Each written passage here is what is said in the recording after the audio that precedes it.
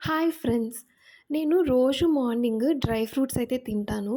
కాకపోతే రోజు పిస్తావి ఈ పొట్లుంటాయి కదా! షెల్స్ వాటినైతే నేను పడేస్తుంటాను. కానీ ఈరోజు ఎందుకో దాన్ని చూస్తూ ఉంటే నాకెందుకో సరే ఒక క్రాఫ్ట్ చేద్దాం అనిపించింది. ఇది నేను ఇంతకుముందు ఎప్పుడో చాలా రోజుల క్రితం అయితే నేను నెట్‌లో చూసున్నాననమాట ఈ ఇమేజ్ అయితే. సరే అది ట్రై చేద్దామని అనుకున్నాను. నేను మొన్న ఒక 5 డేస్ బ్యాక్ అలాగా మోర్‌కెళ్ళినప్పుడైతే నాకు ఈ ప్లేట్స్ కనిపించిందనమాట.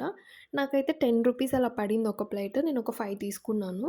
సో, ఫస్ట్ అయితే నేను ఆ గర్ల్ ఉంది కదా! దాన్నైతే నేను ప్రిపేర్ చేసుకున్నాననమాట. యాక్చువల్‌గా నా దగ్గర అయితే కలర్ పేపర్స్ లేవు. సో, నేనేం చేశానంటే నార్మల్ వైట్ పేపర్ తీసుకొని దాని మీద రఫ్‌గా అయితే ఈ ఫిగర్ వేసుకున్నాను. వేసుకున్నాక బ్లాక్ పెన్ ఉంటుంది కదా! దాంతో అయితే నేను షేడింగ్ మొత్తం ఇచ్చేసాననమాట. ఇచ్చిన తర్వాత దాన్ని నీట్‌గా ఆ షేప్‌తో అయితే కట్ చేసుకున్నాననమాట. కట్ చేసుకునేటప్పుడు కొంచెం జాగ్రత్తగా కట్ చేసుకోవాలి. ఎందుకంటే అది కొంచెం మిస్టేక్ అయినా సరే అది కట్ అయిపోతది. అండ్ అక్కడ చెట్టుది కొమ్మల్లాగా ఏసాను గదా! దాన్ని గూడా నేను బ్లాక్ స్కెచ్‌తోనే వేసేసి దాన్ని గూడా కట్ చేసుకున్నాను. ఇప్పుడు నేను తీసుకునేది చిన్న సైజ్ ప్లేట్ కదా! సో, నేను ఫస్ట్ దాన్ని పెట్టి చూసుకున్నాననమాట. నాకు సరిపోతుందా లేదా అని చెప్పి. నాకైతే పర్ఫెక్ట్‌గా సెట్ అయిపోయింది. సో, నేను కింద అవి పిస్తా పప్పులు, పొట్లుంటాయి గదా! నేను ఫస్ట్ దాన్ని అందాజుగా పెట్టుకున్నాననమాట. కరెక్ట్ మెజర్‌మెంట్స్ లాగానే అనిపించింది. ఇప్పుడైతే నేను ఫెవిక్విక్ తీసుకొని మొత్తం పేస్ట్ చేసేసాను.